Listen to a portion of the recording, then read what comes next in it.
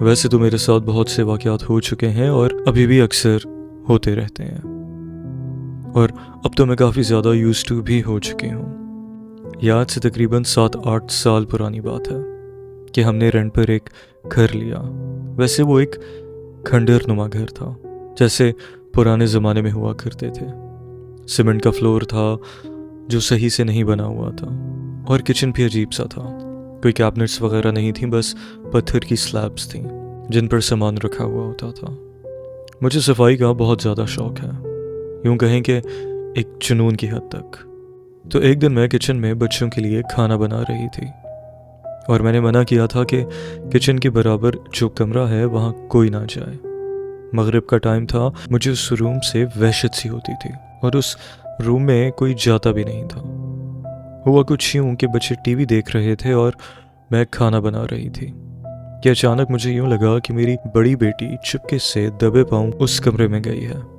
मैंने फौरन डांटा कि क्यों गई हो उस रूम में, पर कोई आवाज़ नहीं आई। मैंने डरते डरते उस कमरे में झांका तो देखा कोई नहीं था, और मेरी बड़ी बेटी अपने बहन भाइयों के साथ टीवी देख रही थी। मैंने पूछा कि बेटा तुम गई थी अभी यहाँ से? तो उसने कहा नहीं मामा, आपने मना किया था तो हम तो सब यहीं बैठे टीवी देख रहे हैं। मेरे रोंगटे खड़े हो गए ये सुनकर। रात को जब बच्चे सो गए तो मैं इनके बाबा का वेट कर रही थी। मुझे शदीद नींद आ रही थी और मैं सो भी नहीं पा रही थी। गुनूद की में थी अच्छी खासी। तो मुझे मेरी बड़ी बेटी जितनी हाइट की एक बच्ची दिखी। वो बाथरूम के दरवाजे के पास खड़ी थी, जैसे मुझसे डर रही हो। मुझे उसका फेस क्लियर नहीं दिख रहा था। मैंने आयतुल कुर्सी पढ़ना चाहिए, पर मुंह से अल्फाज नहीं निकल रहे थे। आंखें बहुत कम खुली हुई थीं डर की वजह से।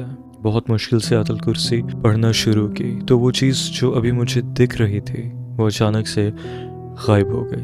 फिर एक दिन मैं अपने सारे काम ख़त्म करके फ्रेश होकर आके बच्चों के साथ लेटी तो एकदम पूरे घर में पत्थरों की बारिश हो गई। हर जगह पर पत्थर ही पत्थर थे। मुझे बहुत डर लग रहा था कि ये क्या है और ये कौन कर रहा है और क्यों। घर का सारा काम मैं खुद ही करती हूँ, कोई मेड नहीं रखी हुई मैंने। मैं नीचे भागकर गई, मालिक मकान की बीवी को बुलाया और उनको कहा कि ये देखें और अपने शौहर से कहें बाहर जाकर चेक करेंगे ये कौन कर रहा है और कौन है जो ये इतने पत्थर फेंक रहा है। और इतने में उनके शौहर बाहर से अंदर आए और उन्होंने कहा कि बाहर तो कोई भी नहीं है, मैं अच्छे से देख कर आया हूँ। अब इस तरह के वाक़यात के बाद हमने वो घर छोड़ दिया।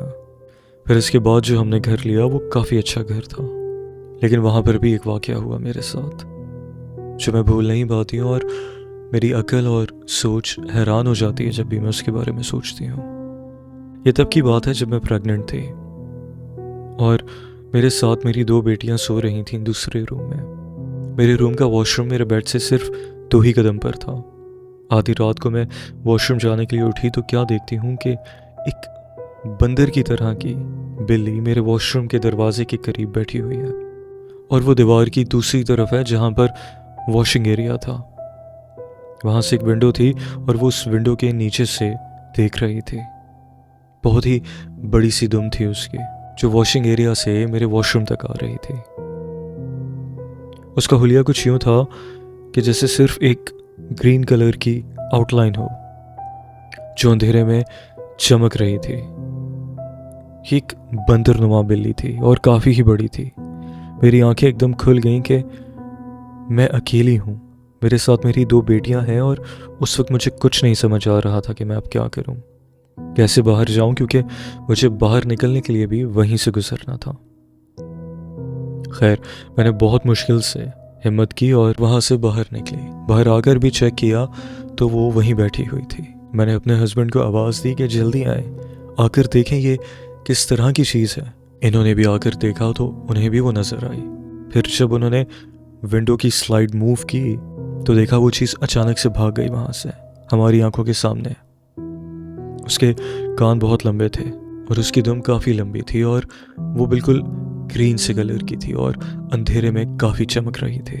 बाद में पता करने पर मालूम ये हुआ कि उस घर का तकरीबन आधा हिस्सा, जिसमें मेरा बेडरूम और ड्राइंग रूम और वॉशरूम आता था, वो सारा ज़ेरे असर था। और फिर कुछ टाइम के बाद हमने वो घर भी छोड़ दिया। और ये दोनों घर, ये दोनों मकान जिनके बारे में मैंने आपसे आज जिक्र किया, ये कराची के एक बहुत ही मशहूर इलाके गुलशन के अंदर मौजूद हैं।